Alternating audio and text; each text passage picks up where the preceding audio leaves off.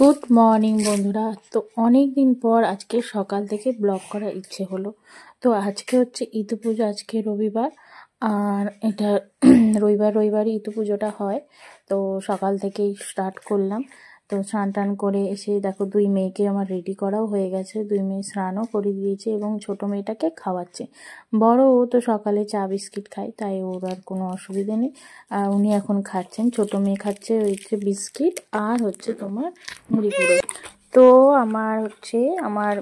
এবার আমরা উপরে যাব। তো বাইরে দাঁড়িয়ে দাঁড়িয়ে একটুখানি দেখিয়ে নিচ্ছি, আমাদেরকে অন্ধকারে থাকি তো ভেতরের দিকটা একদম দেখা যায় না।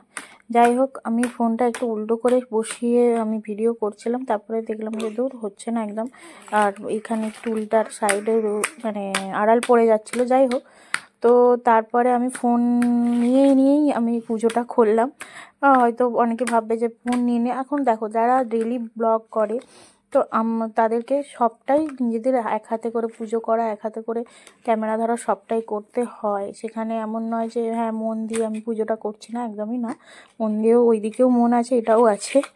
যাই হোক, এখানে ইতুতে প্রথমে জল দিতে হয়।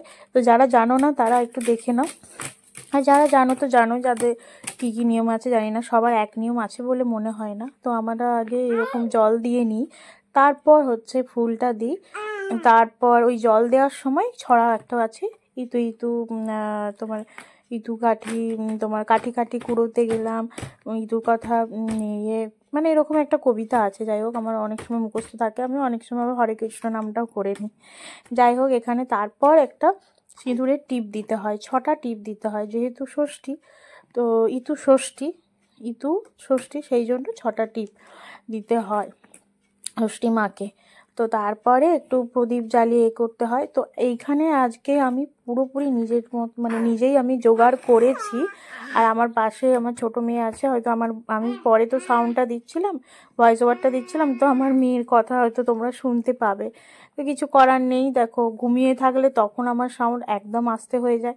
তো বাধ্য হয়ে ওকে নিয়েই আমাকে সাউন্ড দিতে হচ্ছে, আর আজকে বাড়িতে কেউ নেই তার জন্য। যাই হোক, বকবক করতে করতে দেখো আমার পুজো কমপ্লিটই বলতে পারো। আর আজকে আমি পুরো ফল কেটে প্রসাদ দিয়ে পুরো ঠাকুরটা পেতে, মানে আজকে মনের মতো করে পুজোটা দিয়েছে, যেন নিজের বাড়ির মতো করে। অ্যাকচুয়ালি এখানে আমাদের যৌথ, পুরো আমরা যে শ্বশুরমশাই 5 জন থাকি, পুরো একসাথে আমাদের পুজোটা হয়। তো আজ এইটাই আমাদের ব্লগ।